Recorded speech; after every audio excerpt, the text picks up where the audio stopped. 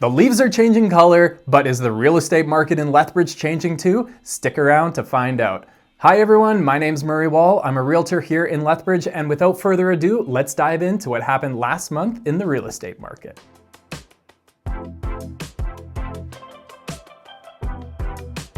In September, we saw 158 sales, and that's down slightly from August where we saw 189. But it is to be expected as we move into the fall. We probably would have seen more sales, but there's a serious lack of properties on the market. Speaking of, active listings are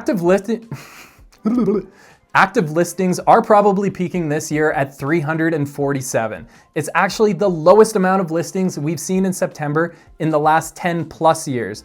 And in 9 out of the last 10 years, October has seen less active listings than September, so I would expect us to see the same result this year. People always ask me, Murray, when is the best time to buy or sell? Well, it totally depends. If the time works for you, then it's probably the right time. In the summer, there are generally more listings, but there's also more buyers out looking. And in the winter, the inverse is true. Less listings and fewer buyers. So it doesn't really matter the season because it kind of equals out. In the last 5 years, Lethbridge has seen fewer and fewer listings as the years have gone on. It goes up in the summer and then down in the winter, and it's been going like this for the last 5 years.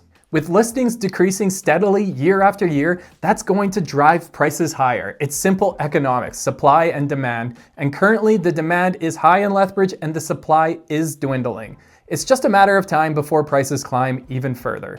Speaking of prices climbing further, let's look at the average sale price for September. The average closing price for all properties was $437,000, which is actually up from August's $435,000, and it's just shy of the all-time high Lethbridge has ever seen. Prices are holding strong, and that's a clear sign that demand continues to keep pace with the supply.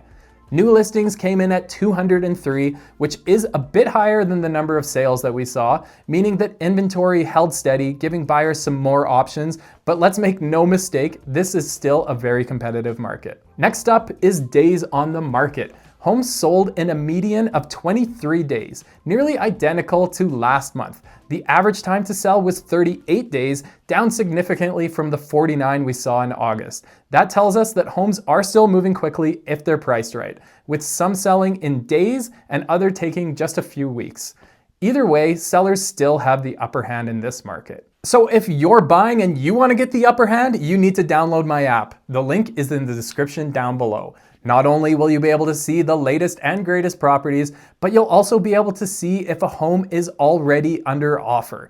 And that's huge because about a quarter of all active listings on the market right now are actually under contract. This will save you valuable time and frustration when you're out shopping for homes. On to months of inventory for September, we're sitting at 2.2 months, exactly the same as this time last year. For context, anything under 4 months is considered a seller's market, so we're very much still in a seller-friendly territory. Now let's talk about the highest and lowest sales of the month. The most expensive sale is a stunning bungalow on Parkside Drive overlooking Henderson Lake, which sold for $1.2 million.